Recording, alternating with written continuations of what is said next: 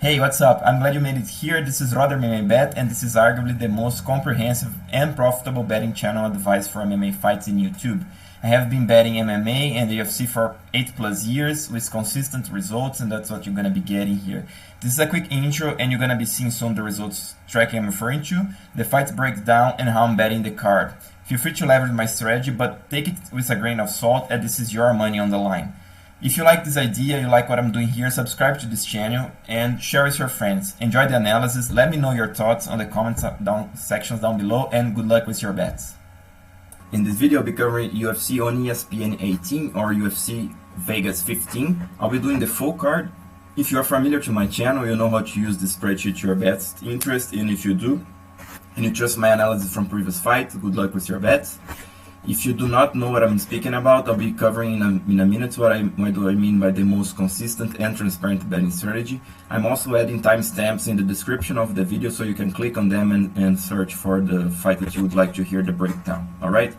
So basically, what I mean by the most consistent and transparent betting strategy, I'm covering all my results and tracking all my results from July this year. And it has been 373% profit up until this point, or 6% extra money from the starting money. I'm also separating these things in high, medium, and low recommendations, and this is how it's adding up. There were 2 recommendations when I got it. This is the profit and so on for medium, and here for the low confidence bets and the profit on each line. All right. In this view, you guys can see what the profit looks like in each of these recommendations, so you can decide whether to take only mediums, only high recommendation, or a mix of everything. And here is in a more visual manner how I'm doing in a monthly basis. All right, so like I said, I'll be doing the full card here. Actually, I had a video before, but this card changed so much that I'm gonna be doing an entire video one more time so you guys can get the full picture. And this is after the rating, so also I can comment on that. So let me start by Luke Sanders and Nathan Maness. This is an interesting fight. It's not an easy fight to call, to be honest, guys. I'm picking Sanders here, and the reason is I do think he's a little bit more effective with his hands. You know, he's not you know, a super complete fighter, but he can do a little bit of everything. His hands are good, like I said. Plus, he's got a good wrestling. You know, it's not elite or something, but still he can mix it up, and I think he's a little bit more effective. He's more aggressive. But Nathan Maness, on the other hand, the guy's tough. The guy is big for the weight class. He's gonna be there for the fight. He's there to throw down. He has good takedown defense. He can take down guys down himself. But like I said, the thing to me is that the Sanders, he moves forward better, and he's more aggressive, and I think he has more chances to take this to the ground. So that's why I'm picking Sanders. I had a bet on Sanders when this was a nearly pick-and line. Now Sanders actually he's a little bit. I think he's around -150 or something. I don't think you should bet Sanders at this level, at this line. Neither I think you should bet Maness at this line. If Maness climbs around 150, plus 150, I think you should take a stab on Maness, because, like I said, the guy is tough. He's going to be there to trade. And the Sanders, he's a good fighter, but it's nothing like, you know, he's outstanding. Not to me, he wouldn't dominate this fight or something. It could be a close fight, okay? So that's how I see this playing out. In terms of pick, it's Sanders by decision, and I think this is most likely to go by decision, so you can get either of these guys in a decision. Prop bet would be a good one, or Sanders by TKO if you can get a big line such as plus 700, because like I said, he has better hands, and I think his overhand is good, and he can hurt Maness and maybe finish him on the ground. So Mudarerji versus Malcolm Gordon. Mudarerji, very big, you know, I put that he's a big bantamweight. Now the guy dropped to flyweight. He's a very big flyweight, super long limbs, but he likes a technical fight on the outside. He looks more like a counter puncher, or he keeps the center of the octagon. He fires when he gets to his range, which is very big. But in the inside, he struggles a little bit. But I'm not sure gonna be too much the case here, because Malcolm Gordon, he also has a style to fight, not that technically on the outside, because he's more like a technical brawler, I could say. I think. But he's got a good technique, don't get me wrong, you know, the leg kicks are very good, he's so powerful overhands, he has good left hooks. But I think that this guy, he exposes himself a little bit. I think when he throws his strike, he kind of, you know, ducks his chin inside, he kind of gets a little bit wild, which is dangerous against Mudarerji, because Mudarerji is so long, and he likes those straight punches so much that I think he's gonna end up catching Gordon. Now, in terms of I'm picking Mudaerji by TKO, but in terms of bet, it's slightly difficult to bet this fight. I actually got a super small bet on Gordon at plus 750 by decision. I don't think it's a bad bet, because Gordon can move forward, the guy is tough, you know, he has hands up. So he can make it a close fight, you never know at the end of the day. But if you're not picking, you know, if you're not finding these lines, in my opinion, I think you should skip this fight, because Mudaerji, I think he has the style to beat Gordon, but I'm not super confident on Mudaerji. Gordon, he's a tough fighter, he has good experience, you know, he's a champion in another organization, so the guy is, he can do a little bit of everything, so the guy is tough, he's gonna come to win, and he can, you know, make this a close fight, so I don't think Mudaerji is that a strong favorite that you should bet him at minus 300 or something, okay? So it's my opinion, I wouldn't parlay Mudaerji as well. Gina Mazany versus Rachel Ostovich.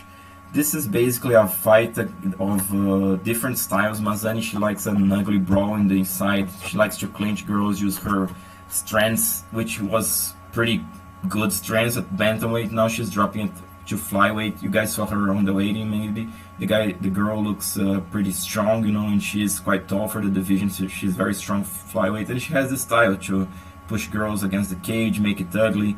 Get them down, do damage, they get back up, she damages them again with knees, elbows. So Rachel Ostovich, she is a great fighter, she has good technique. She also quite powerful, you know, she has very good overhands and left hooks. She times girls very well with her strikes, she can use, you know, straight punches as well. The thing on this matchup is that Ostovich is in such a size disadvantage because of the height and also the reach. Plus, Mazany, she's so big and strong as a flyweight that I really think that Ostovich gonna struggle because of this. But rather than that, Ostovich is definitely the more technical fighter. She can take it to the ground. She's a very good grappler. She's a great back taker. She can go for chokes. She can go for basically all submissions. So this girl is legit, you know. But Mazany, she's a legit fighter herself, a solid fighter in her own right. So this is a tough fight to call, to be honest. I'm picking Mazany by decision. I think she's gonna make it ugly and you know, look better in the eyes of the judges. But I don't see Ostovich totally out of this fight. I think she can land an overhand, take the girl down. She can even get a submission. So take a look in prop bets here. I don't think you're going to find each of these girls at plus 400 by decision, but you may be able to get Mazany by TKO at plus 600 or Ostovich by submission at plus 600 too. I think would be a good bet because, like I said, Rachel can hurt Mazany on the feet, take her down, take her back. So it's a good chance there. All right. So this has already been Anderson dos Santos versus Martin Day. Another interesting fight. He's a quite tall, lean flyweight, bantamweight. I'm sorry. He's got good straight punches. He times his opponents in very well with straight punches again, with kicks. He's also got a very good footwork. He can find his way around his opponents pretty well. Like I said, he's quite tall too for the division.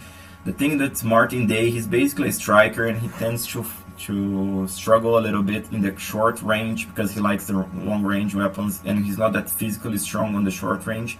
Now, Dos Santos or Berinja, the guy, he's more like a brawler on the feet, I think I can say, but he's a technical brawler, so when he goes forward, he kind of gets a little bit wild, but moving back, he's actually got very good counters, left hook, overhand. He times it pretty well. He can throw straight punches too. The thing is that he has a reach, probably it's the same reach, but in terms of height, Martin Day has the edge, so I can say that Santos has a reach disadvantage, so I'm not sure he's going to be able to counter here too much. Moving forward, he can get picked, but I think this guy, he's got such a good pressure, such a massive experience that he can get inside, he can make it ugly, and if he gets to Martin Day's leg, I don't think Martin Day going to want to grapple with this guy, but Santos, he's strong enough to bring this guy to the ground and maybe take his back or somehow find a submission. That's why I'm picking Dos Santos. I think he's gonna be able somehow to get inside, hitting some shots, get to Martin Day's legs, and maybe get a finish there. In terms of a bet, I would say it's Dos Santos either submission or decision. Even though he can win by TKO, he's got enough power. But if you like Day in this fight, I would say go for decision or TKO. Take a look on these prop bets. But I wouldn't recommend you to bet Martin Day in a straight line or in a parlay, because I think you'll have a good chance to end up losing your money here. Okay, so I got a bet on Dos Santos myself and a straight, and I'm also throwing him on a parlay. I think has a value there. But also take a look at these prop bets. They may be worth your money. Kamaka versus Jonathan Pearce. Another fight where Kamaka is a more technical guy, but he's a technical guy, especially in the first round. He tends to slip some punches, parry some punches, throw good overhands, left hooks. The guy also goes hard to the body. So this guy is competent, he's powerful, he has good technique on the Muay Thai, good tip kicks. Now Jonathan Pearce, he used to be quite big as a lightweight. Now he's dropping to flyweight, so he's very tall, 6 foot tall. Guy's super tough, you know. The problem is that he carries his chin so high, you know, that Kamaka with that power, I think he can put Pearce out. But if Pearce somehow adjusts a little bit, if he tucks his chin, if he makes it ugly inside, he has a good chance to win this fight. Because Pearce, he strives when the guys are tired, when he makes it the guys to dig deep. So this guy, he's super tough, you know, he's young and he's in a good training camp. I think he's gonna find his way inside of this fight.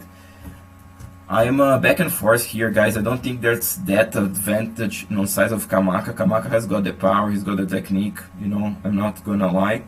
But Pearce, from the second round, this guy can really pick it up. He can, you know, turn the tables around on Kamaka. And so I think the best bet here, in my opinion, would be a live bet on Pearce after he loses the first round, possibly. But or you can try to find these prop bets. But I'm actually betting Pearce, small bet, you know, 1.5% of my money, because I think this guy can survive the first and come on top from the second. He can also win, you know, by TKO. If Kamaka gets super tired, he gets him to the ground and start pounding him. But I think most likely it's Pearce. If Pearce gonna win, most likely gonna be by decision, but I wouldn't rule out him by TKO. Now Kamaka, he's most likely winning. If he's gonna win probably by decision, but TKO is also a good prop on Kamaka. So take what I'm saying here as a grain of salt. It's quite difficult to bet this fight and to call this fight, because Kamaka can just land a powerful overhand, and I eat my words here. But I think most likely gonna be a back and forth, gonna be a war, and it's gonna go to probably to decision or to some late round stoppage or something. Okay, that's why I think Pearce has a good chance. He's a big and tough featherweight, but the pick is Kamaka. Okay, it's the safest pick. Norma Dumont versus Ashlee Evans-Smith. Again, not easy fight to call. Smith, she's got a good overall game, but I think somehow she doesn't live her potential. You know, she kind of always falls short somehow with her strikes. Her wrestling is good, you know, but she's not like, you know, put lots of pressure on girls. So this girl has so much potential, but I think she's somehow in a decline. I don't know, at least it feels to me. And Norma Dumont, she's also not, she doesn't have that many fights in the UFC. Just a second, let me just update here real quick. Okay, so I'm back here. So I was saying about Dumont, she's a tough girl, you know. I see her, she improving so much that I think it's interesting. Plus she's super aggressive, you know. She uses her clinch pretty well. She has good size for the divisional. She lost weight. People get pissed off on this, but I think she's a big bantamweight nonetheless. And she has her head right on this missing weight can be an advantage for her, to be honest. The thing is that she has got little experience, so it's difficult to see how this is gonna play out. But I think this girl is so tough, and national is Evans-Smith. I think, like I said, she doesn't realize her potential. So to me, it's kind of weird to call Evans-Smith as a favorite. I'm actually picking and betting Dumont. I bet her at pick-em level. Now it's at plus 115. So take a look in this bet on Dumont. I think it's a good bet. I would throw her on a parlay as well. But in terms of if you don't like to bet Dumont, I think you should try to see if you can get any of these girls by decision at plus 400. I don't think you can, because in general the lines on decision for girls is very, it's not too much spread. So I don't know, maybe you should just skip this fight if you don't like Dumont. And also I like Dumont based on this, that she's gonna improve, that she's gonna be tough, gonna get it into Evans-Smith's face, make it an ugly fight, use her body weight. But Smith, she's got the wrestling, and she's got so much potential, so I don't know. And also Smith, she used it to fight as a flyweight. She was a big girl there. I don't know why she came back to bantamweight. Maybe because of the weight cut was being very difficult, or maybe she wants to revamp her career or something. But still, I think it's either Dumont, either you should skip this fight. All right. Spike Carlyle versus Bill Algeo. Spike Carlyle, the ginger, forgot his after the ginger part. This guy goes hard from the beginning. He jumps on guys, try to take their back. He makes it ugly with elbows, with knees. He take guys down. He jumps to the back again. It's a frenetic pace. He goes hard from the start. Algeo, big guy for the division, tough guy, can do a little bit of everything. Good hands. I got impressed with his fight against Ricardo Lamas. He really showed up. His mistakes appeared after the first round, but he started fast. He landed good shots. The thing is that I think Carlyle, he's so strong in the first round. I think he's gonna get a quick finish here, because Algeo, he has good submission defense. I think I even put this as a good attribute of his, but I'm not sure he's gonna be able to stop Carlyle. If he does, gonna be interesting again, because if Algeo can survive the first round, he may pick this up. But don't rule out Carlyle on the second, on the third round, because this guy has so much strength and so much, cardio. He really goes, from the start until the end. So I'm putting here that Algeo alive bet would be worse. It's because I think he can come on top from the second and from the third, but I think the safest pick would be Carlyle by submission or decision. Now, if you like Algeo, I would suggest you to go by decision in a prop bet. You may find this line, because Carlyle is so tough, and I don't think that Algeo gonna be able to finish him as good as Algeo is with his hands. All right. Josh Parisian versus Parker Porter. Two heavyweights. Parisian, I can say he's a more well-rounded fighter. He's got the decent hands, but he uses his body weight quite well on the clinch. He can also use some blitzes when he attacks. The thing is that I'm not too impressed with either of these guys. I can say that Parisian's more rounded, but Parker Porter is the better boxer. He uses angles a little bit better, moves his head a little bit better, times his overhands, his left hooks, his straight punches, his jabs. So it could go to Parker Porter, if Parisian makes a mistake, which is very likely, But I think Parker Porter is also not that impressive, not the guy has got, it's not like Mark Hunt or something that this guy gonna find a massive shot and put the guys out. He's good, he can land, he has got, he's a big, heavyweight. The guy's on the top of the weight with the 263, 265 pounds, so he's naturally heavy-handed, but it's not like super explosive. He's gonna, shock and get a super powerful overhand and put this guy out. It can happen, but I don't think. So it's back and forth here, guys. To be honest, I think I put like a bet on Port at plus 200. I don't remember now. We're gonna see this spreadsheet soon. So it's either Porter as a dog at plus 170. It's now, I do see some value there, or Parisian if you can get him by TKO at plus 500, or decision by this guy at plus 600. It's not a bad bet, because can suddenly slow down. Both guys get tired. Nobody wants to risk too much. This can slow down and go to the decision. Okay.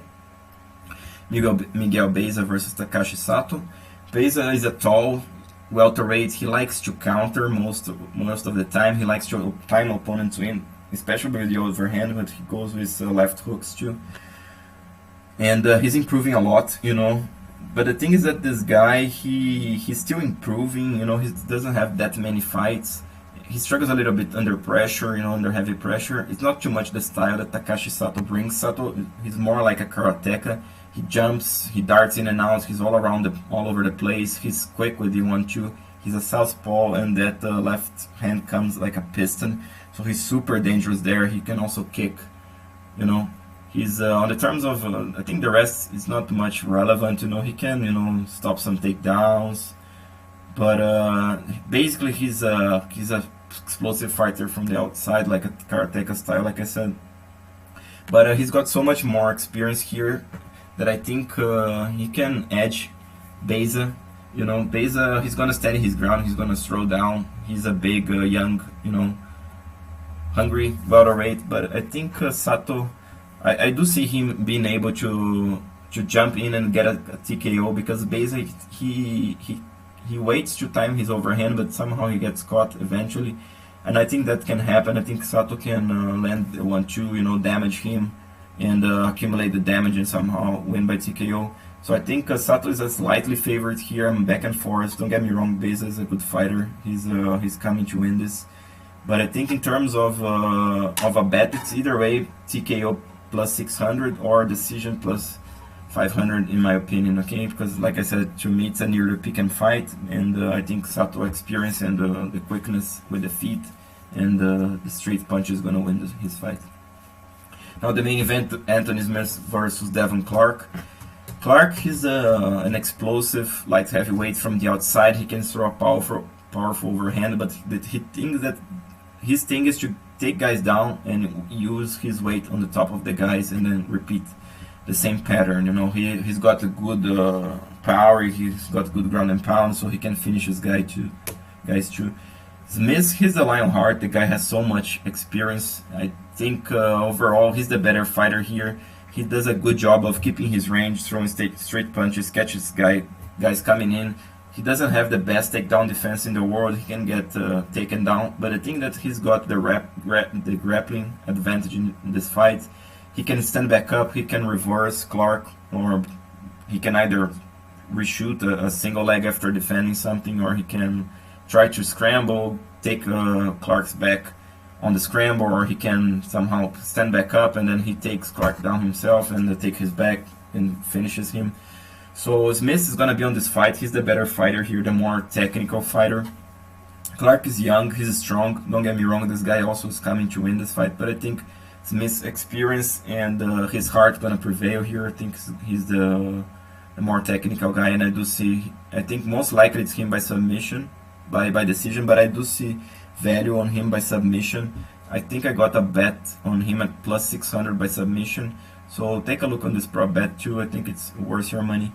Or if you like Clark, check a decision bet, because Smith, he's in so many wars. Clark can finish him, but I think most likely if Clark gonna win, gonna be, you know, wearing his weight on Smith and edging him on a decision. All right. So guys, just to wrap this up, I'm gonna be, you know, talking about here the bets that I'm making on this card. So before that, if you liked this video, if you appreciate my experience and everything I'm doing here, please like this video, subscribe, share with your friends, considering support the channel in the future. So the bets that I'm taking here are on Jonathan Pearce. At plus 250, I'm throwing 1.5% of my money on him. Anderson dos Santos at plus 140, 2% of my money. I'm not betting Spike Carlyle, neither Algeo or just the prop bets. If you skip to this part, you check, go back to the breakdowns. I talk about which prop bets I'm taking there. Curtis Blades versus Derek Lewis is not happening. Miguel Baeza versus Takashi Sato. I bet Sato at plus 150, it's around this range, so it's maybe worth a small bet. You know, I have 2% of my money on him. Josh Parisian versus Parker Porter. Like I said, a plus 200 bet, 1% of my money on Parker Porter. You know, at plus 170 is maybe still money, maybe 1% of your money is still worth it, but you know, take this with a grain of salt. This is kind of a low-level fight. Anthony Smith versus Devin Clark. I got 2.5% of my money on Smith. It was in a pick'em level. Now it's like minus 130. It's still worth it. I would throw like maybe 2% of my money on Smith at this range. Gina Mazany versus Rachel Ostovich. Now Ostovich climbed to plus 150. I think it's a good bet actually. So if you're still with me, take a bet on. I'll be taking myself a bet on Ostovich at plus 150. I do think she would be able to, you know, time an overhand, time Mazany's with a takedown. So I'll be taking like 1.5% of my money on Ostovich. Okay, I'll be betting right after this fight, this call out. Moicano versus, who was it before? Fiziev is not happening anymore. Norma Dumont versus Ashlee Evans-Smith. Now Dumont is at plus 115. I would take a bet on that, on Dumont myself. You know, I had already my money on her, so I'm not increasing that because there are so many doubts on this fight. But I do think it's worth your money. At Norma Dumont at plus 115, and the Luke Sanders versus Nathan Maness. I took Sanders with 1.5% of my money at the pick'em level. Now Maness is at plus 135. If you get Maness at plus 150, I think it's worth your money. I'll be throwing 1 to 1.5% of my money there. Alright, so guys, one more time, if you like this video, please like, subscribe, and share. And stay tuned for the next UFC events. And until there, this is Roder Bet, bringing the best, most consistent, and transparent betting strategy for you.